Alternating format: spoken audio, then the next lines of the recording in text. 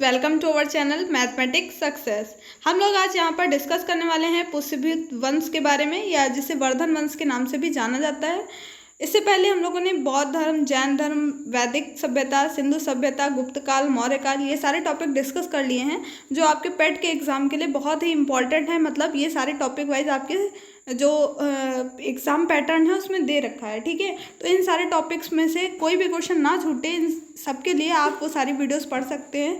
Maximum questions वहाँ से हो जाएंगे आपके, पढ़ते पढ़ते ही आपको बहुत सारी चीज़ें याद हो जाएंगी, जिससे आप वहाँ पे अगर आप उसे एक दो बार पढ़ लेते हैं तो अच्छे तरीके से वहाँ पे आप क्वेश्चन अटैम्प्ट कर पाएंगे। और अगर आपने एक बार पढ़ रखा है तो एक बार रिविज़न के तौर पर आप देख सकते हैं, ठीक है। आज हम लोग यहाँ पर पुष्यभूत वंश या वर्धन वंश के बारे में पढ़ने वाले हैं। ये बहुत छोटा टॉपिक ही है, ठीक है। तो इसे एक क्वेश्चन बन सकते हैं, फिर भी इससे दो तीन क्वेश्चन बन सकते हैं इस टॉपिक से जो इम्पोर्टेंट हैं। तो इसको भी देख लेते हैं। अगर हमें छोटा टॉपिक पढ़ने से एक दो क्वेश्चन सही हो रहे हैं हमारे, तो हम पढ़ सकते हैं ना। तो देखो, गुप्त वंश के पतन के बाद जिन नए राजवंशों का उद्भव हुआ, कल हम लोगों ने गुप्त वंश पढ़ा था। उसके बाद जो नया राजवंश आया, वो कौन सा राजवंश आया? वो हमारा पुष्यभूत वंश या वर्धन वंश आया। इसमें मैत्रक, मौखरी, पुष्यभूत, परवर्ती गुप्त और गौड़ प्रमुख हैं। इन राजवंशों में पुष्यभूत वंश के शासकों में सबसे विशाल साम्राज्य स्थापित किया, ठीक है। ये जितने भी राजवंश आए, ठीक है, नए नए राजवंश आए गुप्त वंश के पतन के बाद, लेकिन उनमें जो ये पुष्यभूत वंश था उसने काफ़ी विशाल साम्राज्य स्थापित किया। तो पुष्यभूत वंश का जो संस्थापक था वो पुष्यभूत ही था, उसी के नाम पर इसे पुष्यभूत वंश कहा गया, ठीक है। इसकी राजधानी क्या थी? थानेश्वर थी। जो थानेश्वर कहाँ पड़ता है वर्तमान में? हरियाणा प्रांत के कुरुक्षेत्र जिले में स्थित वर्तमान थानेश्वर नामक स्थान, ठीक है, जो हरियाणा प्रांत में पड़ता है वर्तमान में, वो इनकी राजधानी था, थानेश्वर, ठीक है। प्रभाकर वर्धन इस वंश का स्वतंत्रता का जन्मदाता था और पहला प्रभावशाली शासक। अगर आपसे पुष्यभूत वंश या वर्धन वंश का पहला प्रभावशाली शासक पूछा जाता है तो आप किसको बताएंगे? प्रभाकर वर्धन को बताएंगे, जिसने परम भट्टारक और महाराजा धीराज जैसी सम्मानजनक उपाधियां धारण की थी। तो इसने कौन कौन सी उपाधियां धारण की थी? परम भट्टारक और महाराजा धीराज, ठीक है। वंश कौन सा है इनका? पुष्यभूत वंश है। राजधानी क्या थी? थानेश्वर थी, जो वर्तमान में कहाँ पड़ता है? हरियाणा में पड़ता है, ठीक है। अब आगे देखेंगे। देखो, प्रभाकर वर्धन की पत्नी जो थी यशोमती थी, जिनके दो पुत्र थे। कौन कौन से? राजवर्धन और हर्षवर्धन। तो मतलब प्रभाकर वर्धन के दो पुत्र हुए, एक तो हर्षवर्धन, दूसरा राजवर्धन, और एक कन्या थी उनकी राजश्री। राजश्री का विवाह कन्नौज के मौखरी राजा ग्रहवर्मा के साथ हुआ था, ठीक है। जो उस समय का एक और राजवंश पैरेलल फॉर्म में चल रहे हैं, कई जगह, हर जगह अलग अलग राजवंश चल रहे हैं। तो उन्हीं कन्नौज में जो राजा थे वो मौखरी राजा थे, ग्रहवर्मा। इनके साथ इनकी पुत्री राजश्री का विवाह हो गया। अब देखो, मालवा के शासक देवगुप्त ने ग्रहवर्मा की हत्या कर दी, ठीक है। जो मालवा का शासक था देवगुप्त, उसने ग्रहवर्मा की हत्या कर दी। और ग्रहवर्मा कौन था? राजश्री के हस्बैंड थे, ठीक है। राजश्री का विवाह हुआ था ग्रहवर्मा के साथ। तो अब मालवा के शासक जब देवगुप्त ने ग्रहवर्मा की हत्या कर दी और राजश्री को बंदी बनाकर कारागार में डाल दिया, तो अब उसका भाई गुस्से तो आएगा ही भाई को। तो राजवर्धन ने देवगुप्त को मार डाला, ठीक है। ग्रहवर्मा की हत्या की किसने? देवगुप्त ने। और देवगुप्त की हत्या कर दी किसने? राजवर्धन ने। परंतु देवगुप्त के मित्र गौड़ नरेश शशांक ने धोखा देकर राजवर्धन की हत्या कर दी। अब ये देवगुप्त का एक मित्र था जिसका नाम था शशांक, ठीक है। तो इसने धोखा दे करके राजवर्धन की हत्या कर दी। अब ये देवगुप्त और ये शशांक, ये दोनों मित्र थे, ठीक है। इन दोनों ने मिल करके राजवर्धन को मार दिया। अब देखो क्या होता है। राजवर्धन के बाद आगे आएंगे भी हर्षवर्धन, ठीक है। हर्षवर्धन फिर बाद में बदला लेने जाते हैं।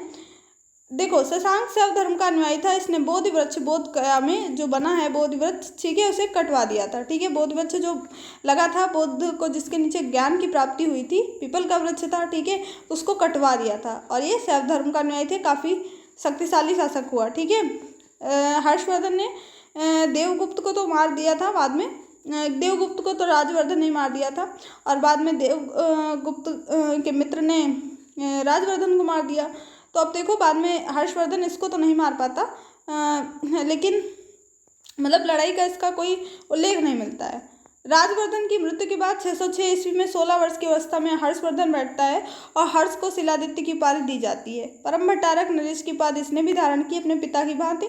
इनके पिता प्रभाकर वर्धन ने भी परम भट्टारक की उपाधि धारण की थी। हर्ष ने शशांक को पराजित करके कन्नौज पर अधिकार कर लिया और उसे अपनी राजधानी बनाया। ठीक है, अब हर्ष ने क्या किया, उसे पराजित तो कर दिया लेकिन वो उसे मार नहीं पाया। ठीक है, हर्ष ने पराजित किया शशांक को और कन्नौज पर अधिकार कर लिया और उसे अपनी राजधानी बनाया। हर्ष और पुलकेशिन दो के बीच नर्मदा नदी के तट पर युद्ध हुआ और जिसमें हर्ष की पराजय हुई। अब हर्ष और पुलकेशिन एकमात्र ऐसा राजा जिसने हर्षवर्धन को पराजित किया, वो कौन था, पुलकेशिन दो। ठीक है, इनके बीच में युद्ध होता है नर्मदा नदी के तट पर जिसमें हर्ष जो है हार जाता है। ठीक है, तो ये पूछा जाता है कि हर्ष और किस राजा के बीच, मतलब हर्ष को किस राजा ने हराया था, तो पुलकेशिन दो ने इसको हराया था। और चीनी यात्री ह्वेनसांग हर्षवर्धन के समय में आया था। हाँ से ह्वेनसांग है, हाँ से हर्षवर्धन है, तो आप याद रखेंगे।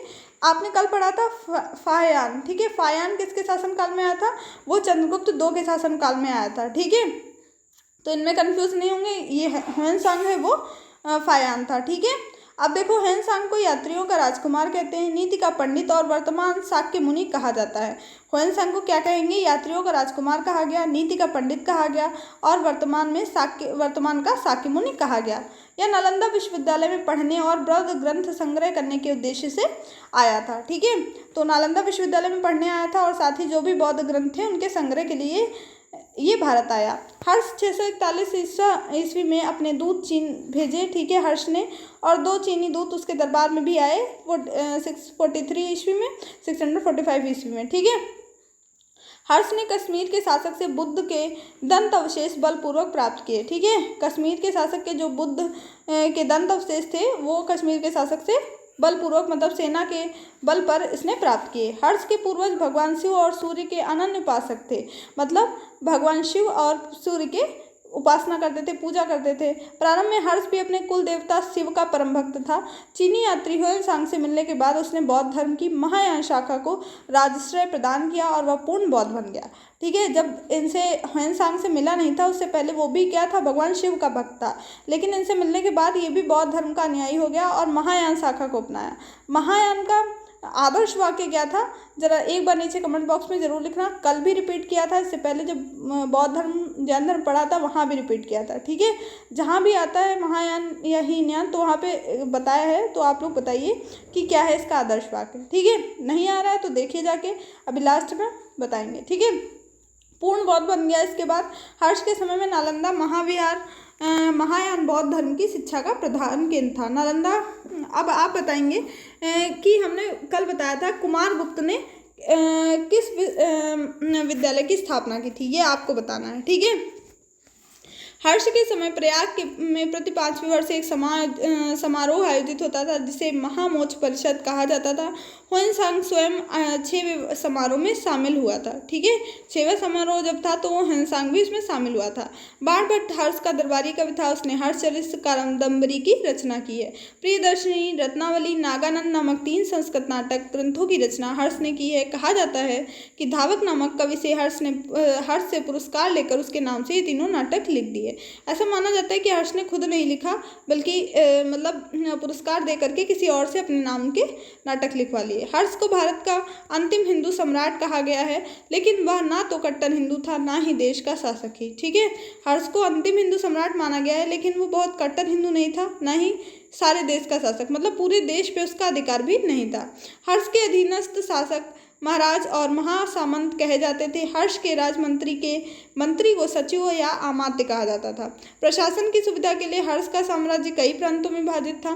प्रांतों को भुक्ति कहा जाता था। प्रत्येक भुक्ति का शासक राजस्थानीय, ऊपरी या राष्ट्रीय कहलाता था। हर्ष चरित्र के प्रांतीय शासकों के लिए लोकपाल शब्द प्रयोग हुआ है। ठीक है, जो हर्ष चरित्र लिखी गई है बाणभट्ट के द्वारा, बाणभट्ट इनके दरबारी कवि थे, इन्होंने हर्ष चरित्र लिखा है, तो उसमें लोकपाल शब्द आया हुआ है। ठीक है, प्रांतीय शासकों के लिए। भुक्ति का विभाजन जिले में हुआ था। जिले की संज्ञा थी विषय, जिसका प्रधान विषयपति। विषय के अंतर्गत कई पाठक थे। ठीक है, जैसे कि आजकल तहसील होती है। ग्राम सब शासन की सबसे छोटी इकाई थी। ठीक है, ये मंत्रिपरिषद में सिंहनाद, कुंतल, भट्टी, स्कंदगुप्त, ठीक है, ये सब किसको कहा जाता था, ये सब नाम दिए हैं। ठीक है, प्रधान सचिव, प्रधान सेनापति, अश्व सेना का प्रमुख, और गज सेना का प्रमुख। पुलिस कर्मियों को चाट भाट कहते थे, ये तो कल भी पढ़ा था चाट भाट, ठीक है। दंड पाशिक और दांडिक पुलिस विभाग के अधिकारी होते थे। अश्वसेना के अधिकारियों को बृहदेश्वर, पैदल सेना के अधिकारियों को बलाधिकृत या महाबलाधिकृत कहा जाता था। हर्ष चरित्र में सिंचाई के साधन के रूप में तुला यंत्र का प्रयोग हुआ है। कल आपने देखा था रहट या घंटी का प्रयोग करते थे, आज इनके हर्षवर्धन के टाइम पीरियड पे तुला यंत्र या जल पंप का उल्लेख मिलता है। हर्ष के समय मथुरा सूती वस्त्रों के निर्माण के लिए प्रसिद्ध था, ठीक है। तो हर्ष के समय मथुरा किस लिए प्रसिद्ध था? सूती वस्त्र निर्माण के लिए प्रसिद्ध था। तो एक बार पूरा रिवीजन करेंगे, ठीक है, पूरा एक बार स्टार्टिंग से। तो आप लोग स्टार्ट करिए अपने मन में, मतलब एक बार रिवाइज करना, जहाँ पे नहीं आया तो उसको देखना भी है, ठीक है। तो पहले तो पुष्यभूत वंश को वर्धन वंश भी कहते हैं, ठीक है। और जो इसके संस्थापक थे वो कौन थे? पुष्यभूत थे। और जो सबसे प्रभावशाली शक्तिशाली शासक हुए वो कौन हुए? प्रभाकर वर्धन हुए। उन्होंने परम भट्टारक और महाराजा धीराज की उपाधि धारण की, ठीक है। प्रभाकर वर्धन की पत्नी यशोमती, दो पुत्र हर्षवर्धन, राजवर्धन और जो पुत्री थी राष्ट्री थी। राष्ट्री का विवाह गृहवर्मा के साथ हुआ, ठीक है, जो कि कन्नौज के मौखली राजा थे, ठीक है। अब देखो फिर क्या होता है, फिर मालवा का एक शासक है देवगुप्त। देवगुप्त ने गृहवर्मा की हत्या कर दी, जिसके कारण राजवर्धन ने गृहवर्मा की हत्या के कारण राजवर्धन ने देवगुप्त को मार दिया। देवगुप्त का एक बहुत ही मतलब गहरी मित्रता थी जिसके साथ, वो था एक शासक शशांक, ठीक है। तो उसने धोखा देकर के राजवर्धन को मार डाला। अब देखो उसने मार दिया उसको, तो अब क्या हुआ? बोधि वृक्ष जो है, शशांक शैव धर्म का अनुयायी था, ये भी ध्यान रखेंगे। और बोधि वृक्ष जो कि बोधगया में है, उसको कटवा भी इसने दिया था, ठीक है। अब देखो राजवर्धन की मृत्यु के बाद क्या होता है? हर्षवर्धन राजा बनता है। अब हर्ष को भी तो बदला लेना है, क्योंकि शशांक ने किसको मारा? राजवर्धन को मारा। तो इसने शशांक को हराया लेकिन मार नहीं पाया, ठीक है, वो क्योंकि वो भी एक बहुत ही शक्तिशाली राजा था उस टाइम पीरियड पे, ठीक है। हर्ष और पुलकेशिन दो के बीच में नर्मदा नदी के तट पर युद्ध का उल्लेख मिलता है, जिसमें पुलकेशिन दो ने क्या है, हर्ष को हराया था, ठीक है। ये ध्यान रखेंगे किसने हराया? तो पुलकेशिन दो ने हराया था। चीनी यात्री ह्वेनसांग इनके टाइम पीरियड पे आया है था। और जो हर्षवर्धन के पूर्वज थे वो सूर्य और शिव के उपासक थे, वो भी शिव का उपासक था। लेकिन जब ह्वेनसांग के संपर्क में आता है तो क्या होता है? तो ये बौद्ध धर्म का अनुयायी बन जाता है, ठीक है। अब देखो ह्वेनसांग को क्या कहा गया है? यात्रियों का राजकुमार, नीति का पंडित और वर्तमान का शाक्य मुनि कहा गया है। नालंदा विश्वविद्यालय में पढ़ने के लिए आया था और बौद्ध ग्रंथ के संग्रह के लिए आया था। हर्ष ने कश्मीर के शासक से बुद्ध का दंत अवशेष बलपूर्वक प्राप्त किए थे, ठीक है।